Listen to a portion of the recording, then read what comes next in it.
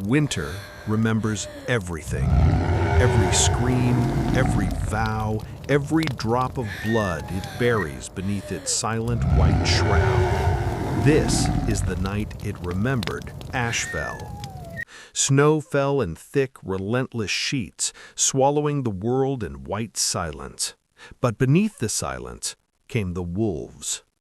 12-year-old Ryn Ashfell crouched behind her father's cedar chest, small hands pressed to her ears, trying and failing not to hear the village dying around her.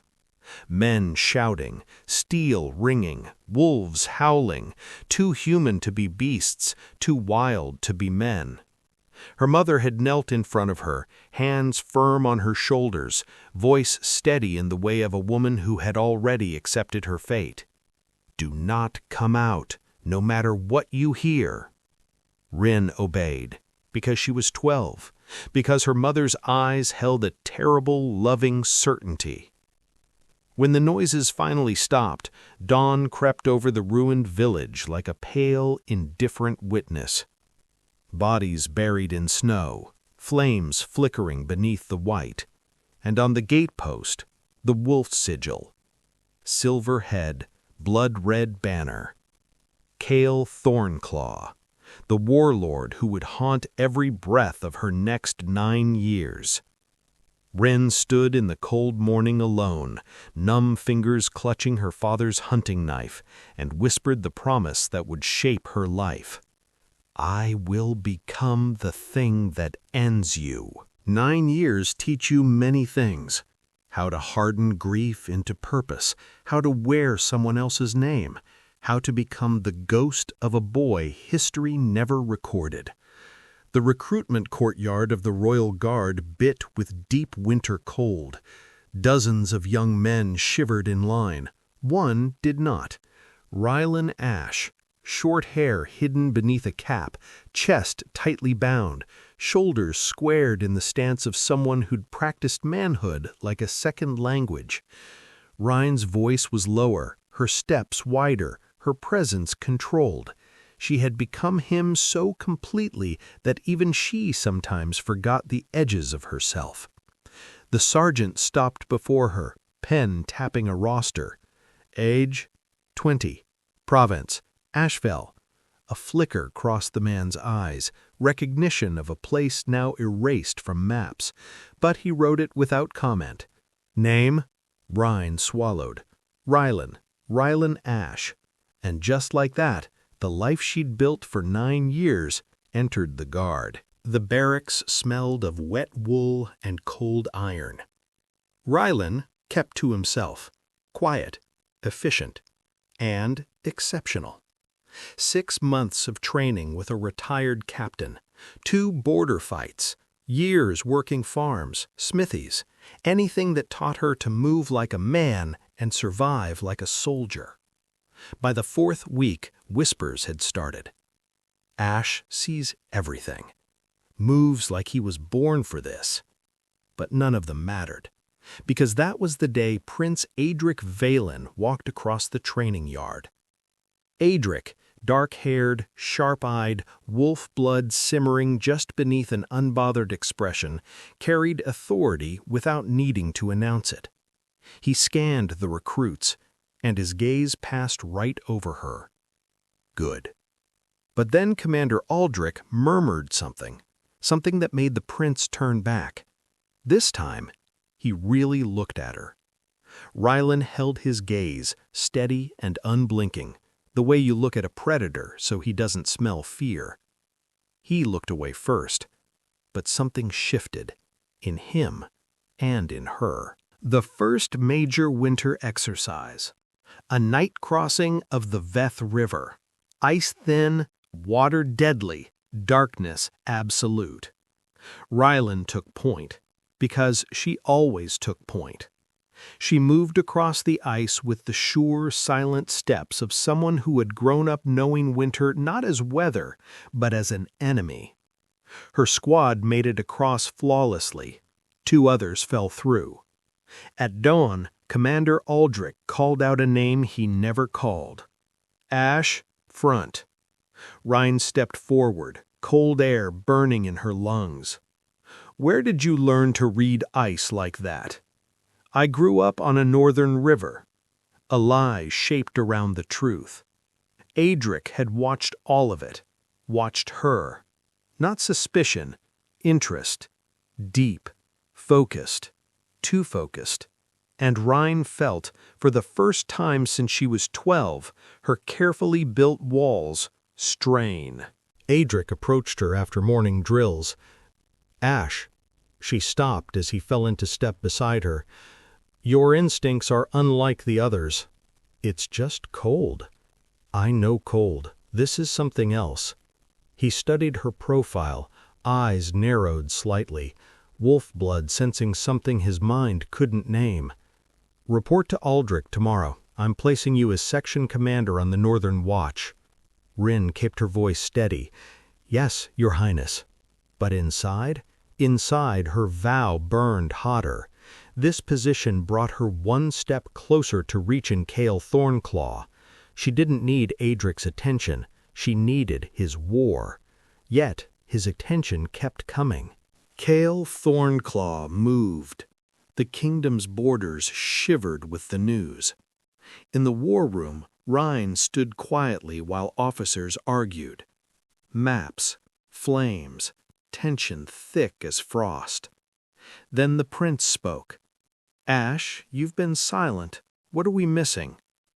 Every gaze turned toward her. Ryn stepped forward, laid her hand on the map. "Eldwatch isn't the target. Frost Hollow is. He wants our granaries, starve us by midwinter." Silence, shock. Then Aedric smiled, not with amusement, with recognition. "You'll lead the Frost Hollow strike team." Her heart kicked hard. 9 years of becoming a weapon, and the prince had just placed her on a path straight to Kael Thornclaw. The Frost Hollow fight was brutal and brief. Ryn killed a wolf-blooded warrior larger, faster, stronger. Took a cut to her arm, but hid it. Later, in the quiet of the war room, Aedric noticed anyway. His voice softened. "Your arm. Let me see it." She wanted to refuse, but refusing would raise questions she couldn't afford, so she allowed it. His hands were warm. Her skin burned under his touch. Too warm, too dangerous. "This isn't minor. It will close." "You should have said something." "I handle myself." "I've seen. That isn't the point." His fingers brushed her wrist as he tied the bandage. His wolf instinct flared, quiet but undeniable. He smelled something, something that didn't match the man she pretended to be. His eyes lifted, slow, searching, confused. Ryn forced her walls back into place. "I'm from Ashfell," she said. "Kael Thornclaw made sure I learned pain early." Aedric's jaw clenched. "Then I'm sorry." Ryn looked away. "Don't be. Use it." A man may be deceived. A soldier may be misled. But a wolf knows truth the way winter knows cold, instinctively, immediately, without permission. Snow fell like sifted ash the morning Kael Thornclaw's forces struck at Coldgate. The battlefield was chaos, steel against steel, breath fogging the air like spirits escaping broken bodies.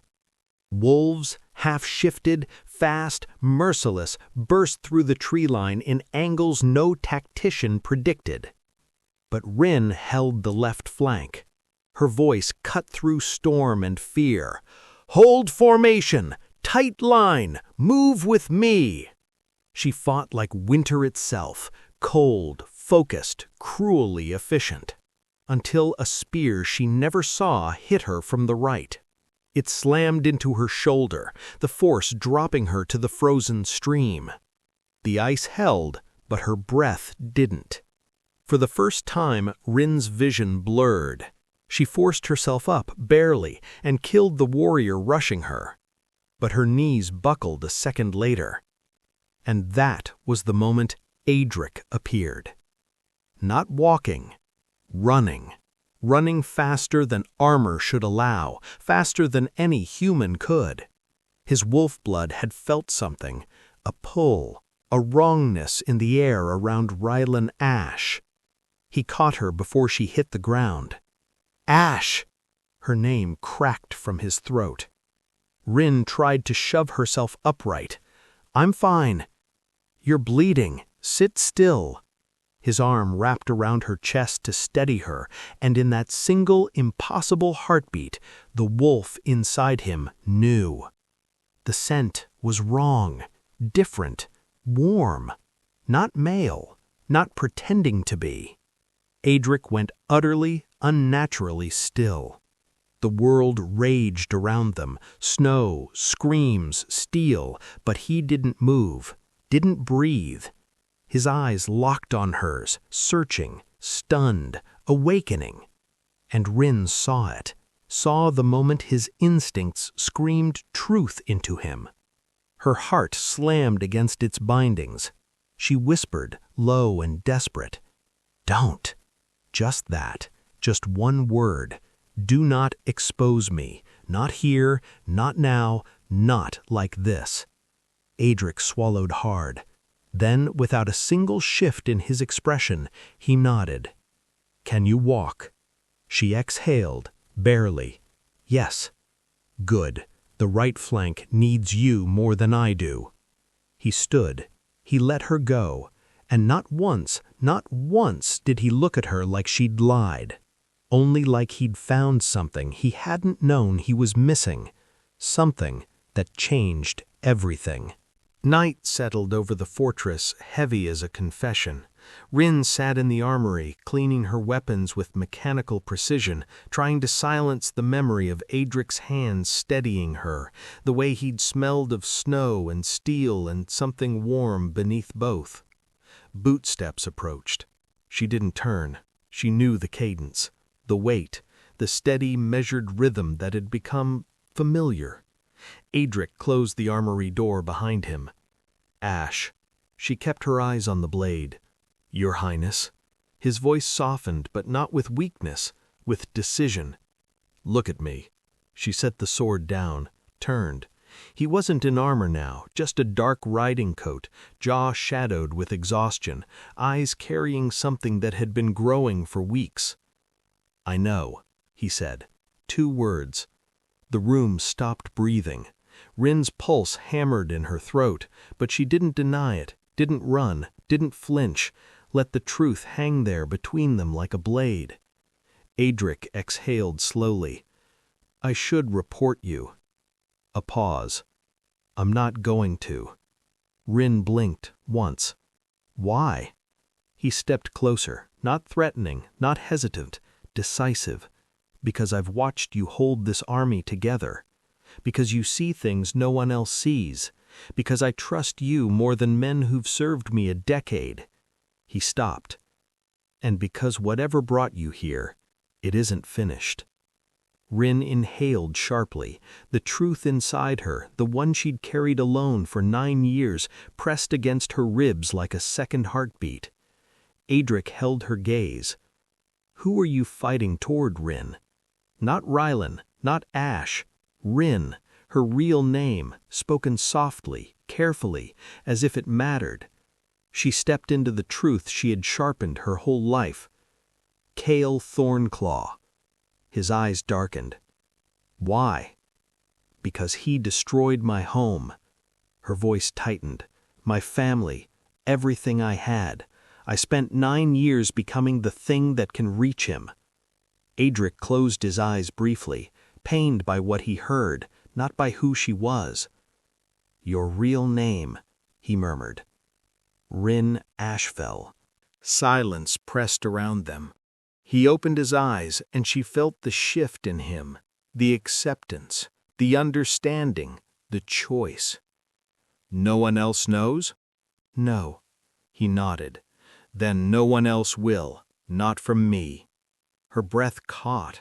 He had no idea what that meant, what it gave her, what it risked for him. Aedric wasn't done. But you will tell me the rest. Another step, Close now, too close. And I will help you, not as your prince, not as your commander." His voice dropped. "Because Ashfell deserved better, and so do you." Ryn's throat tightened. 9 years of silence wavered, but she held, barely. Aedric's eyes flicked to her scalp, where dried blood traced a line into her hair. "Your head wound." "I'm fine." "Ryn." Her name again, warmer this time. She sat. He tended her wound gently, carefully, hands steady even when his breath wasn't. Neither spoke. The silence between them was no longer dangerous. It was something else entirely. At dawn, the king summoned his son. King Varos Valen was a man carved from winter judgment, sharp, cold, calculating. He watched his son with narrowed eyes as Aedric listed unit movements, strategic updates, and spoke of Ryn Ashfell a little too precisely, a little too often, a little too carefully. Varos folded his hands behind his back. "This commander from Ashfell," he said, "you trust him?" "Yes." "More than is conventional." Aedric's jaw clenched. Varos's eyes sharpened. "I will be watching him, and you. Be certain you remember what you are before you remember what you feel." Aedric left the chamber with a storm behind his ribs. Outside, he pressed his back against the stone, breath visible in the cold, and whispered to the empty corridor, "I don't think I can." War makes strange rituals. Men cling to sleep, to drink, to prayer. But Ryn Ashfell and the Alpha Prince found ritual in firelight and maps, and in each other's gravity. The war room was quiet by the time Ryn entered, long after the officers retired. Only embers glowed in the hearth. Aedric was already there. He didn't look up immediately, but the moment he sensed her, his shoulders eased, as if her presence brought clarity he couldn't find alone. "Ash." He stopped, corrected himself. "Ryn." She stiffened. Hearing her real name in his voice still felt dangerous, intimate, too close to something she wasn't sure she knew how to hold. "Your Highness." She kept her tone crisp. He studied her for a long moment, not as a commander, not as a superior, as a man trying very, very hard not to cross a line his instincts were dragging him toward. Aedric stepped to the map table. Kael is repositioning faster than predicted. Ryn moved beside him, close enough their shoulders almost brushed. Almost. Her fingers traced a river line. "He's testing your discipline. He wants you spread thin." "And what do you want?" "Not to lose Frost Hollow, and not to let him circle the East Ridge." He let out a low breath. "Every time I think I've chosen a strategy, you show me the one I overlooked. That's my job." "No." A pause, almost a confession. "It isn't." His gaze lingered on her longer than was wise. Ryn looked back to the map. "What are you trying to see?" she asked quietly. His answer was soft. "Not the map." Her throat tightened. A beat passed, a dangerous, wordless beat. Then she stepped back deliberately, putting space between them before she forgot why she had to. "We should finalize the supply routes." Aedric swallowed, nodded, but the tension did not break. It deepened, rooted, learned their names. The nights grew colder. The war grew closer, and Ryn found herself returning to the map room earlier each evening. She told herself it was strategy, duty, survival. But when she pushed the door open and saw Aedric there, hands braced on the table, hair falling loose over his forehead, lit only by fire, her pulse betrayed her. Aedric looked up slowly. "You came." Something in his voice, something warm, something relieved, made her breath catch. Ryn set her jaw. "We have work." "Yes, work." But he didn't look away, not immediately. The wolf in him had known before he did, known in the way instinct recognizes fire before the mind recognizes smoke. Ryn Ashfell was not a man, and not merely a soldier. She was something the wolf had no language for, only gravity. Aedric turned back to the map, but his voice carried an edge of something new. "Ryn, may I ask something without you retreating behind rank?"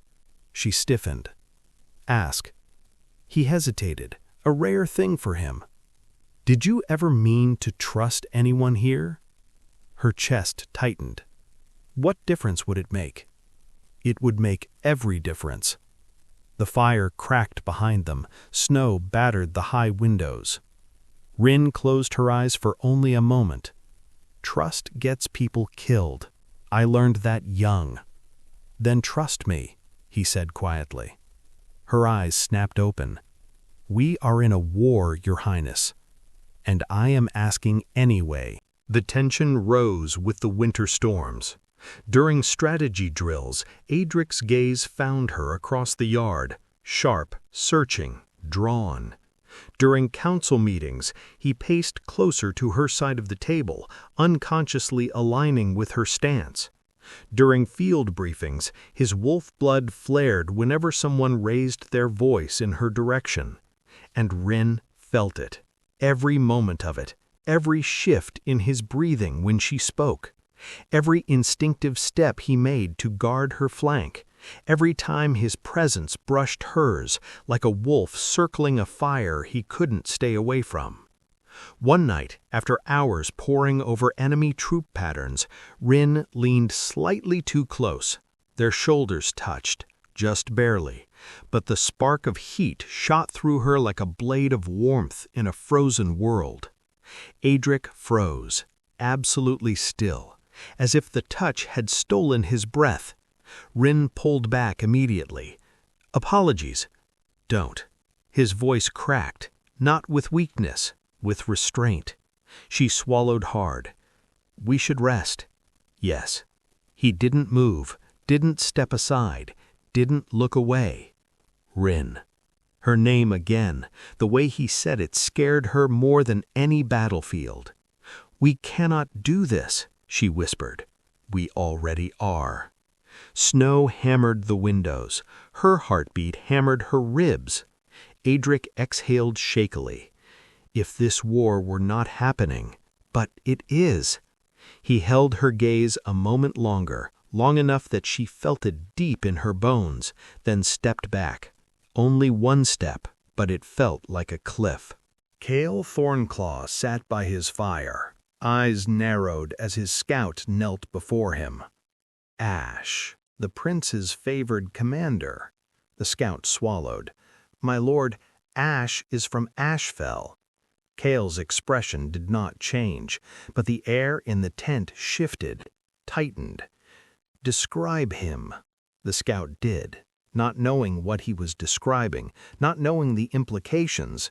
Kael Thornclaw leaned back slowly, the fire reflecting in his eyes like a wolf considering prey and prophecy at once. "Ashfell's child," he murmured, "alive, and at the prince's side."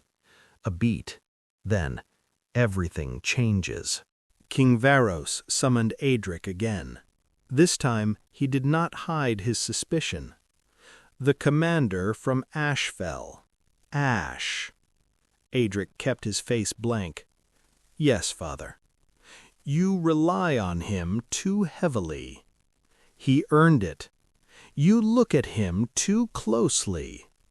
Aedric's pulse flickered, but he did not break. "His insight is unusual. His presence around you is unusual, and I am wondering why." A dangerous silence coiled between them. Aedric bowed his head. "I trust him." The king stepped closer, voice low. "You trust him more than you trust me."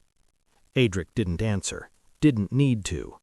Varos exhaled sharply. "War blurs lines, Aedric. Do not let this soldier blur yours." Aedric left the chamber colder than he entered, and more certain than ever that lines were already blurred beyond repair. Some nights feel carved out of fate itself, nights where breath becomes confession, and silence becomes the thing you can no longer outrun. The order came just after dusk. Officers gathered, firelight trembling across maps layered with last-minute changes. Cold wind seeped through the stone walls. Every man in the room felt the dread beneath the urgency. Ryn stood across from Aedric at the strategy table. Their eyes met once, briefly, sharply, like flint striking steel, but neither spoke. Not there, not in front of the king, not with the world watching. When the council finally dismissed, soldiers drifted out by twos and threes, voices low and strained with the weight of tomorrow, until the war room emptied completely, except for them. Aedric exhaled deeply, hands bracing the table. "We attack too soon," Ryn murmured. "Father won't delay. He should." "I know." She paused. "So why didn't you push harder?" Aedric lifted his head. His eyes, dark, tired, burning, met hers. "Because I'm out of arguments he'll listen to." His voice wasn't angry, it was defeated. But Ryn stepped closer anyway, lowering her voice. "Aedric, you're a better strategist than he is." For a moment, he simply stared at her, as if no one had ever spoken that truth aloud. The fire in the hearth had burned low. Only embers now, orange glow, soft crackle.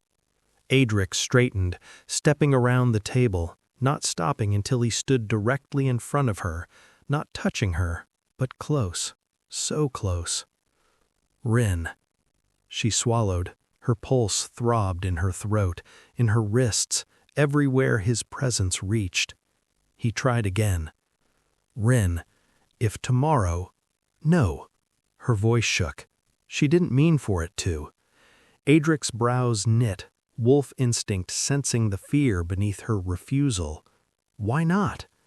"Because nothing good comes from saying things before a battle. Sometimes saying things is the only good thing left." Her breath hitched.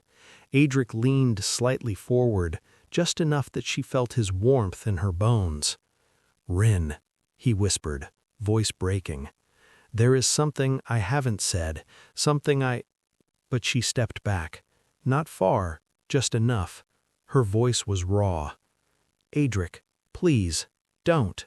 Silence swallowed the room, a painful silence, a heavy one. Ryn looked away, jaw tight. "I can't give you what you want," she said softly. "You don't even know what I want." She met his eyes. "I do." And he saw it. The truth she was too afraid to speak. The truth she'd locked behind 9 years of discipline, disguise, and survival. Aedric's eyes softened. "Then tell me," he whispered. She took a shaky breath, and for the first time she almost told him everything. Her voice cracked. She steadied herself. "Aedric, if I say it now, and something happens tomorrow, then it dies with me." He stepped closer, closing the gap she'd created. "Then don't die." "It's war. I can't promise that." His throat worked. He exhaled slowly. "Neither can I," he admitted. Another silence, another opportunity, another moment neither of them took. The fire guttered. Cold settled into the seams of the map table. Aedric finally turned away, running a hand through his hair. "This is madness," he murmured. "I have led armies since I was 19. I have faced wolves, raiders, blizzards, and nothing has ever felt as dangerous as this." Ryn's voice softened. "Tomorrow is dangerous, not this." He turned slowly. "You really believe that?" She hesitated. Then, barely audible, "Yes." Aedric closed the last step between them. Her breath caught. Her body went completely still. He lifted a hand, hesitant, trembling, and touched her cheek with the back of his fingers, just once, feather light, reverent. Ryn closed her eyes. Aedric. He froze, waited. I wish... Her voice broke entirely. She shook her head. I wish I could tell you. He swallowed. You just did. Her eyes snapped open. They stared at each other, raw, exposed, hurting. Two people standing at the edge of something neither of them had the words for, something the wolf in him had known from the first moment he'd scented her, something she had buried under 9 years of vengeance. Bootsteps passed outside. An officer's voice called orders down the corridor. The spell shattered. Aedric dropped his hand, took a single step back, the mask of command falling over his face like armor. Ryn inhaled sharply, straightened, put Ryland back on like a cloak. We fight at dawn, she said. Yes. We lead different flanks. I know. A beat. A final beat. The last moment before war. Aedric's voice dropped to a near whisper. Ryn, if you survive, you first. Their eyes held. Neither said what they meant. Neither dared. Aedric reached for the door. Stopped. Without turning, he said, Ryn Ashfell. She stiffened. His voice softened. Come back to me. Her breath shook. You too. Then he left. And for the first time in 9 years, Ryn felt truly, terrifyingly alive. Storms have no mercy. They do not choose sides or spare heroes or pause for fate. But sometimes storms reveal truths no fire can hide. Dawn never truly came. The sky turned from black to a bruised blue, heavy with snow.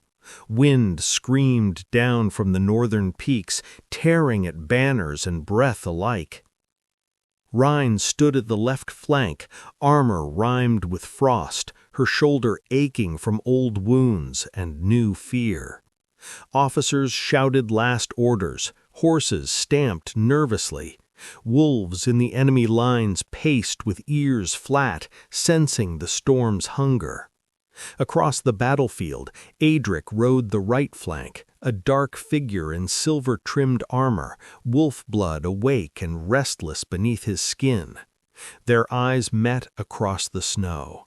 No words, just a look, a promise, a fear neither dared speak. The horn sounded. War broke open. The blizzard hit at the same moment the first lines clashed. Visibility dropped to 6 feet, then 4. Voices dissolved into wind. The world became a frozen labyrinth of shadows, metal, and instinct. Ryn moved like she was born of winter. Her commands were gestures, pressures, touches on shoulders. Her soldiers followed without question. Wolves lunged from the snow like nightmares, half-shifted, teeth bared, eyes glowing amber. Ryn cut down 2, 3, 4. She didn't count. She only moved, only survived. But the storm had plans she couldn't predict. A roar tore through the blizzard, deep, familiar, wrong. Kael Thornclaw, the warlord himself, rode into the chaos, armor dark as storm iron, cloak snapping behind him like a shadow unfurling. Ryn's heart slammed. 9 years of purpose narrowed into a single point of cold clarity. She moved toward him. Kael saw her before she reached him, even through the whiteout, even through chaos. He halted his horse, turned toward her with unnervingly calm eyes. The snow swirled between them, ghostly, relentless. Ashfell. He said it not as a name, but as a fact he had been waiting to acknowledge. Ryn's breath left her in a broken cloud. Kael Thornclaw, she whispered back. For a moment the battlefield fell away. The storm muted. The world shrank to the two of them. Her sword trembled in her grip. "You destroyed my home," she said. "You killed them all." Kael was silent for a long, terrible moment. Then, "No," he said quietly. "I didn't." Ryn stiffened. "The man who led my forces that day acted without my sanction. I executed him myself when I learned what he'd done." The world seemed to tilt beneath her feet. "You were coming there," she said, voice shaking, "to strike a deal with my father." "Yes." "You expect me to believe that?" Kael met her eyes through the storm. "Yes," he said simply. Snow whipped between them, stinging, frantic. Ryn swallowed hard. "Why tell me now?" "Because you came to kill me," Kael answered, "and you deserve to know why your blade has been aimed at the wrong man."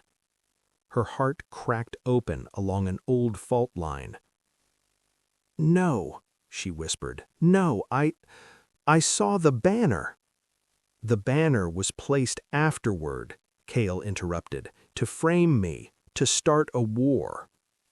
Ryn felt the cold inside her shift, like ice cracking after years of tension. Her purpose, her entire life, shuddered. Through the blizzard, she heard it.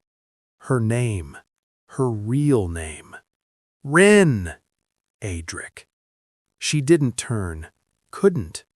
Kael's expression flickered. "The prince," he murmured, "closer to you than I expected." Ryn lifted her chin.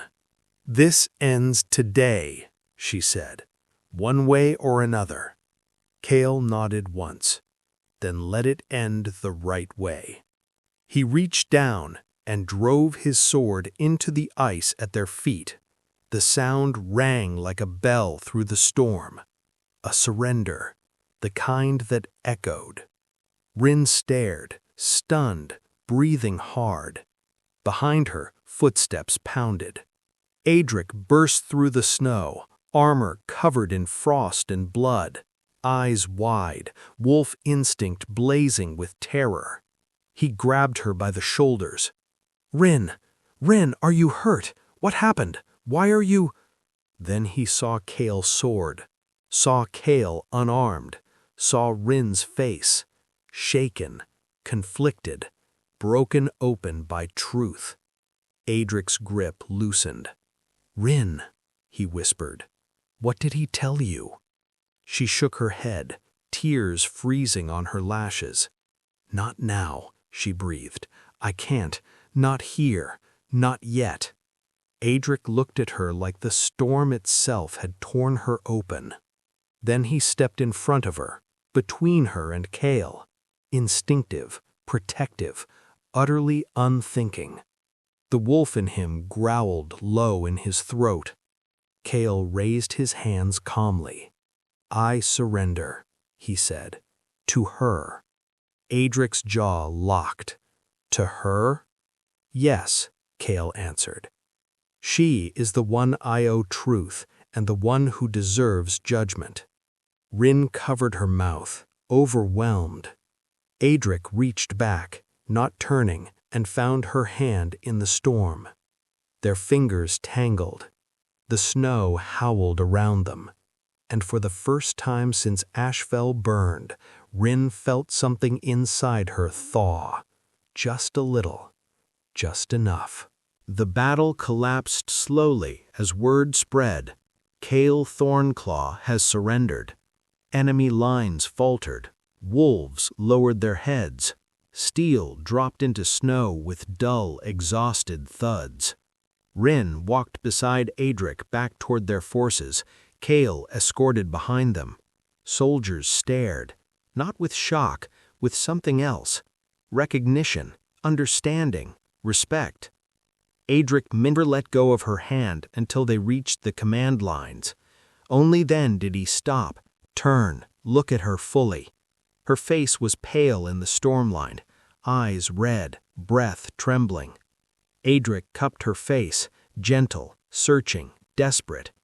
"Ryn, tell me you're all right." She broke then, just a fraction. "I don't know," she whispered. Aedric pulled her into his chest, arms locking around her protectively, instinctively, impossibly. The wolf inside him eased, and for the first time in 9 years, Ryn let herself lean. Some truths emerge like sunrise, slow, gentle, warm. Others arrive like a blade pressed to the throat, sharp, inevitable, unforgiving. The storm had quieted by the time Ryn, Aedric, and Kael reached the command encampment. Torches flickered in the thinning snow. Soldiers parted around them like a tide. A path opened, straight to the king's tent. King Varos Valen stood waiting inside, hands clasped behind his back, eyes cold and sharp as mountain ice. He took in the scene. His son, armor dented and bleeding, a warlord surrendered without a fight, and Commander Ryn Ashfell, trembling, wounded, shaken in ways the king could smell from 10 paces. Varos's gaze cut through the tent. "Explain." Kael spoke first. "I surrender to the crown." "Why?" "Because of her." The king frowned. "Her?" Kael nodded toward Ryn. A ripple passed through the officers. Aedric tensed, stepping subtly closer to her. Varos's eyes narrowed. "Commander Ash, remove your hood." Ryn swallowed hard. Aedric whispered, barely audible, "Ryn, you don't have to." But she stepped forward. She had lived in shadows too long. Her hands lifted, slow, steady, and she removed the hood. A hush fell. Her hair grown out just enough, her jawline no longer hidden in frost and darkness, her eyes unmasked, exhausted, blazing. Varos stared, a long, dangerous stare. At last, "A woman," he said softly. Not disgusted, not shocked, just calculating. The king circled her like a general assessing a weapon. "You infiltrated my army under false identity. Yes. You deceived my officers. Yes. You deceived my son." Ryn flinched. Aedric stepped forward immediately, a protective motion he couldn't stop. "Father!" Varos raised a hand. "I am not finished." He stopped directly before Ryn. "You led Frost Hollow. You saved Coldgate. You predicted Thornclaw's strategy. You forced his surrender." The air thickened. "Finally, you have done more for this kingdom than men twice your rank." Ryn blinked in shock. Aedric exhaled, tension draining from his shoulders. But then the king's voice hardened. "Identity aside, you still defied the law." Ryn's heart slammed. Aedric stepped between them. "Then change the law." Varos's eyes snapped to him. "You forget yourself." "No," Aedric said quietly but firmly. "For the first time, I don't." Something ancient and dangerous passed between father and son. Ryn's breath shook. "Aedric, don't!" But he didn't hear her, or he refused to. "She is the most capable commander I have," he said, "and the most loyal person in this tent." Varos studied his son, very slowly, too slowly.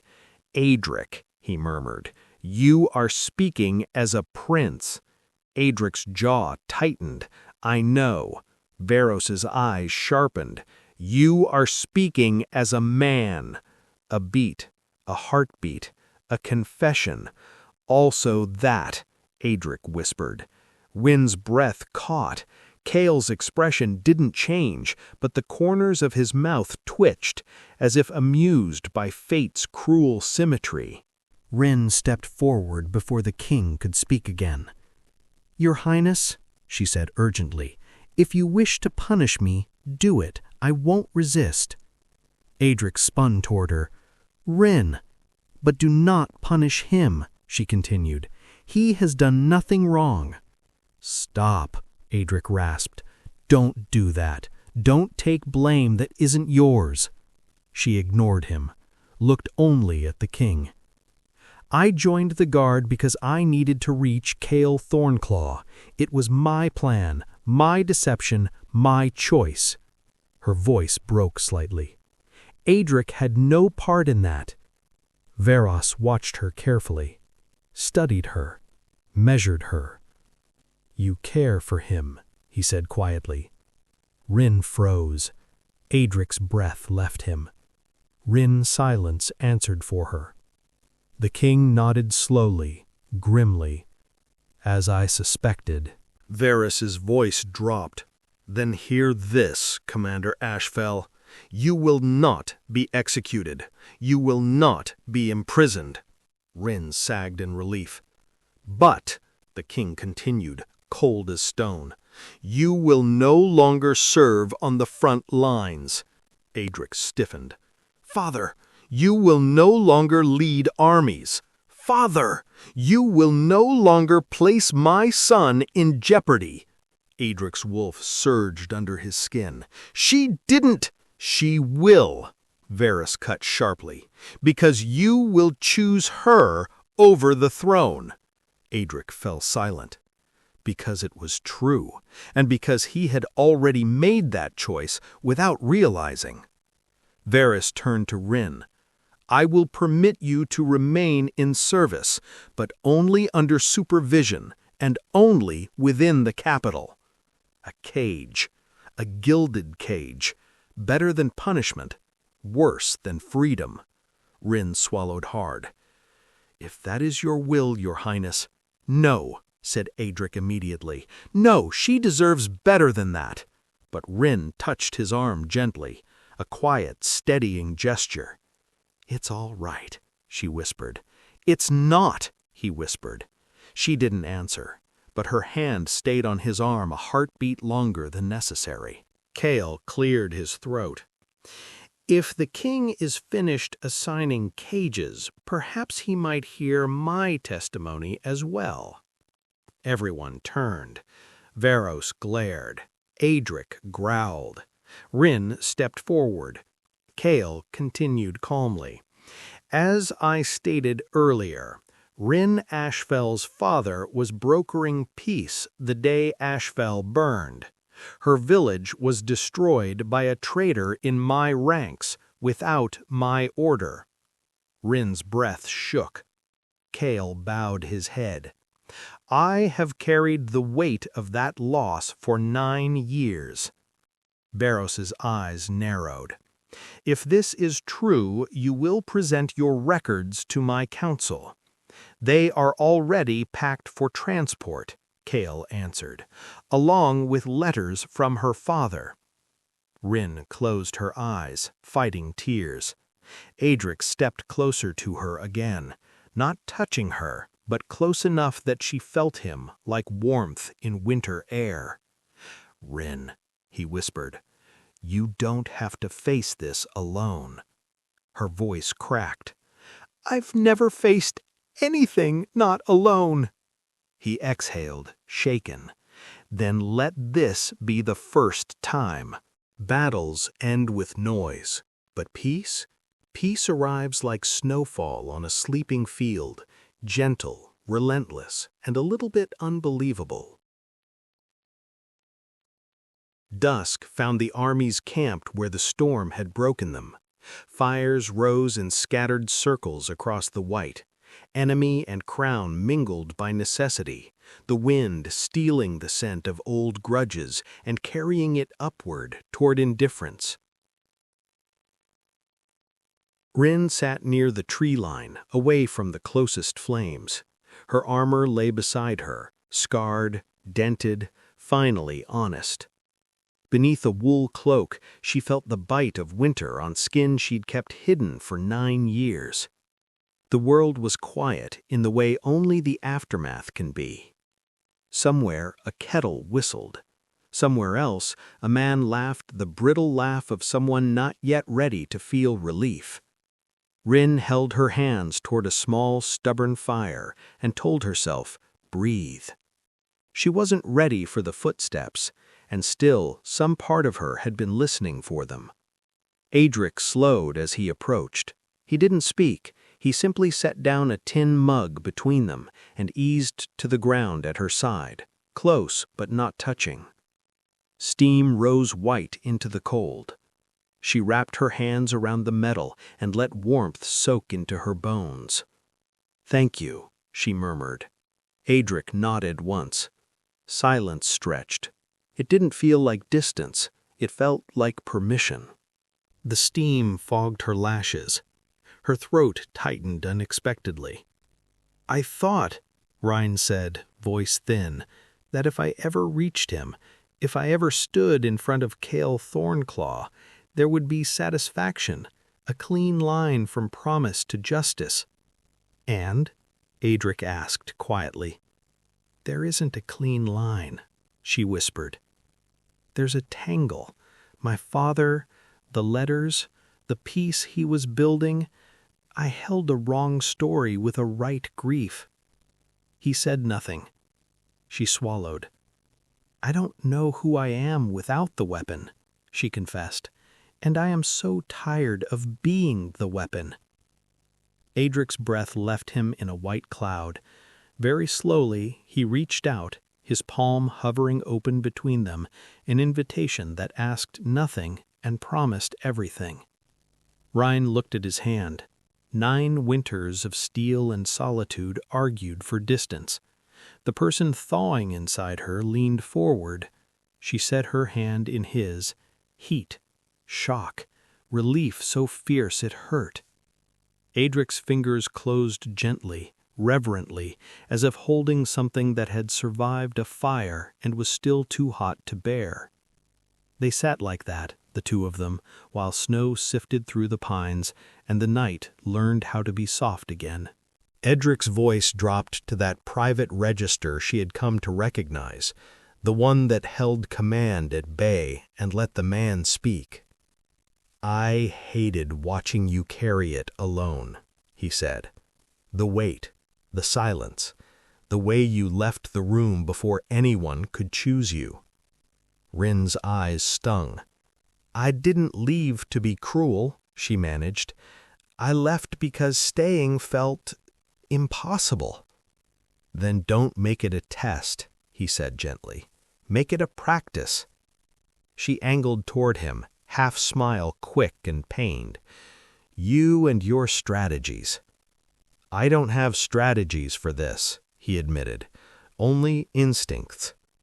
The corner of her mouth lifted again, this time without pain. "You and your instincts." He huffed a soft laugh, then grew serious. "Ryn." She braced without meaning to. "After all of this, I still mean to ask you what I said I would. I still want—" He stopped. Tried again. "I don't know what will be allowed, and I can't promise you a simple road, but I can promise I won't make you walk it alone." She stared at him, at the dark hair damp with melted snow, the frost along his jaw, the eyes that had watched her like a horizon he refused to lose. And for once she didn't turn the blade inward, didn't measure if she deserved it, didn't check for exits. She only whispered, "Okay." He exhaled, shaky with a relief he hadn't let himself imagine. Torches moved along the ridge. Officers, runners, the king's shadow traveling where he did not. Orders were carried, surrenders catalogued, Kael guarded, questioned, fed, watched. None of it felt simple. A lawful ending rarely does. Ryn listened to the distant machinery of governance in motion and found, to her surprise, that the sound did not fill her with rage. She felt something else instead. Patience, the kind that doesn't excuse, the kind that waits with its eyes open. Aedric followed her attention. "Tomorrow," he said, "Father convenes a preliminary council. Kael will present records, will verify. It will be messy." "It should be," she said. "Clean endings are for lies." He looked at her sidelong, something like pride in his face. "Stay with me in the room," he said. "Not behind me, beside me." Ryn's heartbeat lifted, unreasonably shaken by the simple shape of those words. "Beside you," she repeated. "As long as you want," he murmured. Her hand tightened around his. "Then, as long as I can." The fire cracked. Somewhere deeper in camp, someone began a low, unsteady song. It faltered, then caught, then grew into a hush of voices humming along a tune that didn't need words. Aedric's thumb brushed the ridge of a scar across her palm. "Does this hurt?" "Not anymore," she said. "It used to." He turned her hand over carefully, studying the map of her survival like a strategist acquainting himself with beloved terrain. She watched him watch her, the way the wolf in him could be so still when it mattered, the way he held his breath rather than risk breaking the moment. "Aedric," she said softly. He looked up. "Earlier, in the war room, I almost said something I wasn't ready to say." His breath caught. "And now?" She let winter be quiet around them. She let the words come without force.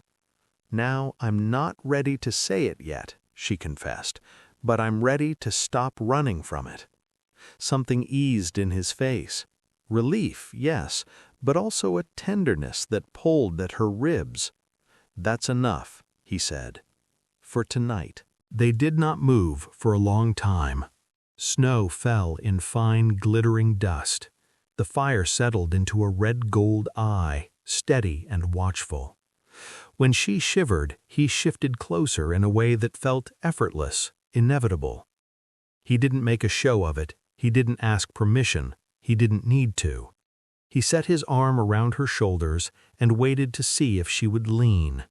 She did, with a quiet, decisive certainty that felt like drawing a new border on a map and writing her name across it. Ryn rested there, cheek against his shoulder, eyes closed to a world that, for the first time, did not ask her to be sharper than her grief. Aedric pressed his mouth to her hair, no more than a breath, a promise without words, and stared out across the camp with the look of a man who had finally found the horizon he'd been moving toward in the dark. Some wars break upon you from without, some end within. By a small, stubborn fire at the edge of a sleeping army, two people laid down the oldest weapons they owned and discovered that the world, even in deep winter, could be warm. Some mornings do not break with sunlight. Some arrived with consequence, and this morning carried both. The council tent rose at the center of camp, a makeshift throne room built from canvas, cold iron, and expectation. Inside, the air had the stillness of a held breath. The king stood at the head of the long table, officers on either side. Kael Thornclaw in chains at the far end, and Ryn Ashfell, hood down, hair loose, identity no longer hidden, stood at Aedric's right shoulder, exactly where he wanted her, exactly where half the tent silently questioned she belonged. Varos's eyes swept the room. "Begin." Kael nodded to an aide who placed scrolls and ledgers on the table. Official records, communications, a letter, yellowed with age, bearing Ryn's father's handwriting. Ryn stared as though she'd been struck. Kael spoke with unnerving clarity. 9 years ago, Lord Ashfell and I were finalizing a peace accord that would have ended border aggression. My second, General Loris, attacked the village without my command. A murmur rippled through the room. Kael continued. I executed him at dawn the next day. Silence. Thick. Staggering. Suffocating. Ryn's fingers tightened at her sides. Her father? A peacemaker? Her village? A casualty of betrayal, not enemy design? Her chest felt too small. Aedric placed a hand on the table, close to hers, not touching, but anchoring. Varos reviewed the documents with a practiced eye. When he finally looked up, the entire tent leaned into that moment. These appear authentic, he said. Kael bowed his head. They are. Varos turned to Ryn. And you, Commander Ashfell, what is your response to this truth? Ryn's voice emerged as a whisper. I've hated a ghost for 9 years.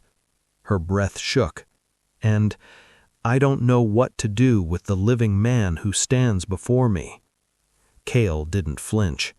I do not ask forgiveness, he said. Only clarity of the record.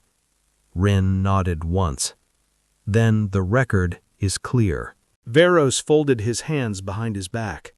Commander Ashfell, he said, deliberately using her true name, you deceived my army. I did. You misled my officers. I did. You endangered yourself and by extension my son. Ryn swallowed. Yes. Varos held her gaze.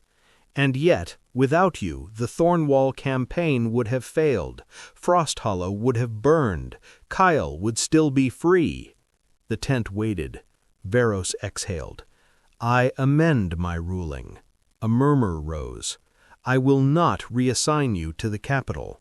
You will retain your rank. Ryn's breath caught. Aedric looked stunned. Varos continued. You will serve openly as yourself, as Ryn Ashfell. The tent fell into stunned silence. Aedric exhaled, a sound somewhere between relief and awe. But Varos lifted a hand. One more matter remains. He turned to his son. You have shown attachment, deep attachment. Aedric stiffened. Ryn froze. Varos's gaze sharpened. You are heir to the throne. Your alliances must be flawless. Ryn lowered her eyes. Aedric did not. Father, he said, I know what I want. Do you? Varos's voice was quiet, dangerous. Or does the wolf in you want it? Aedric stepped forward. For the first time in my life, we want the same thing. Ryn's breath shook. Varos studied his son for a long, difficult moment. Then he turned to Ryn. Ryn Ashfell, he said, you will be judged not by your gender, not by your past, but by your service. Another silence. And if my son wishes to pursue anything beyond duty, his eyes flicked between them, that is a matter between adults, not kings.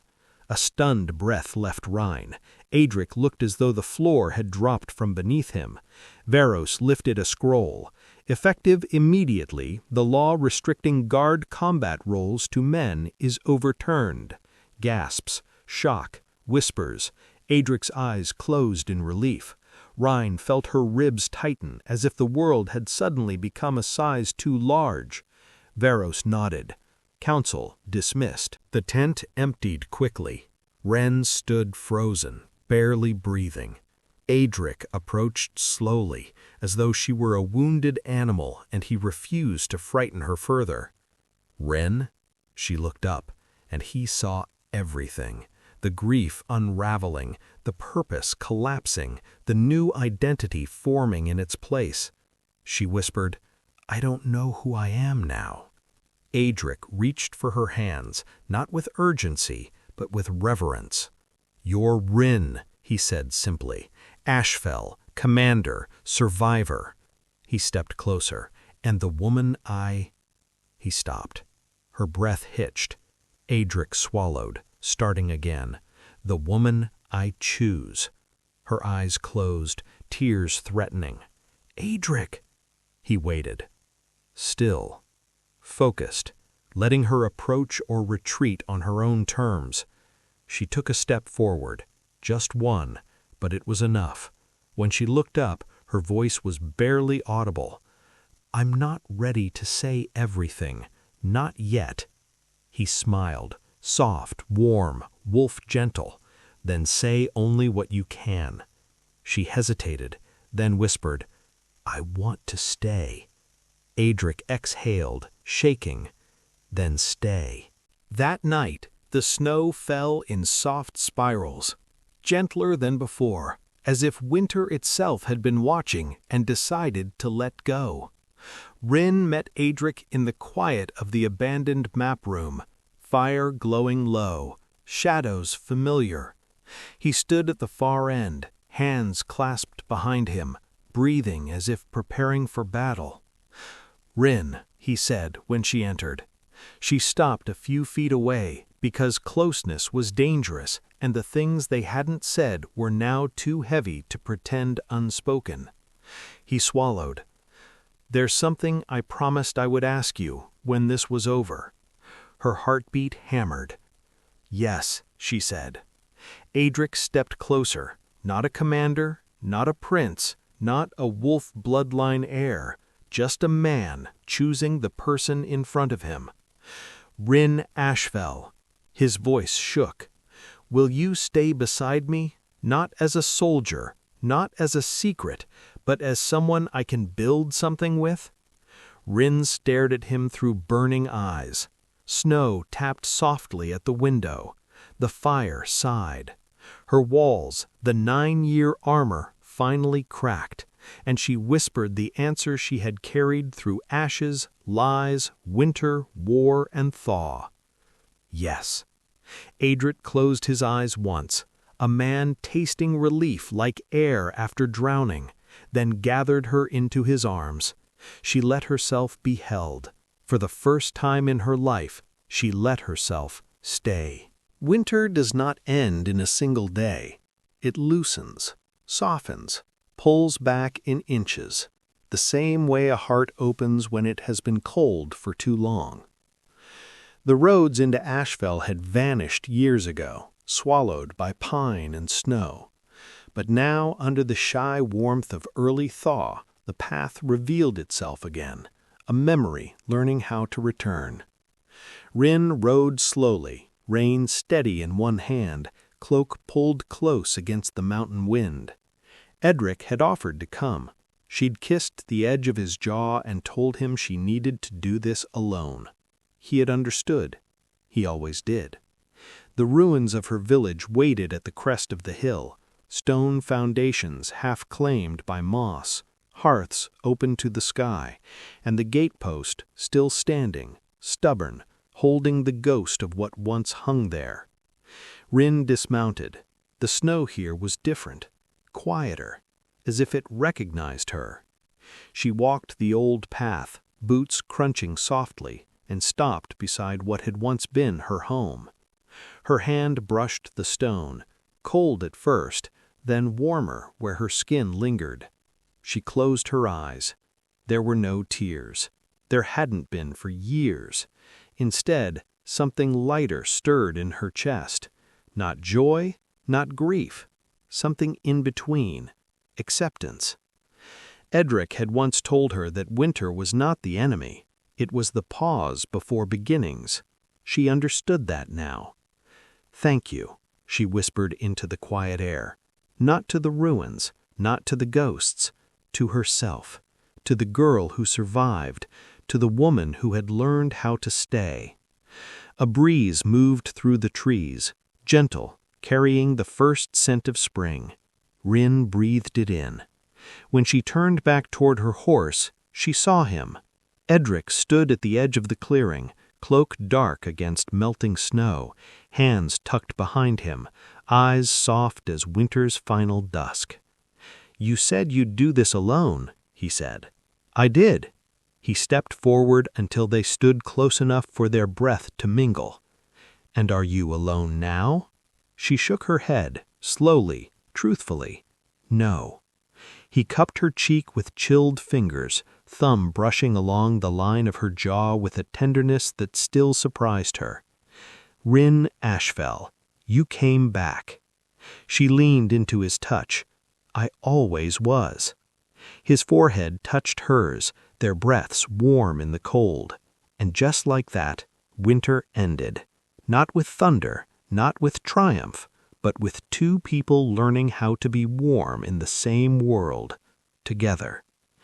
When they rode south toward the capital, the last snow of the season began to fall, soft, drifting, quiet, the kind of snow that melts as it touches the ground, the kind that does not bury, but blesses, the kind that promises, this is not an ending.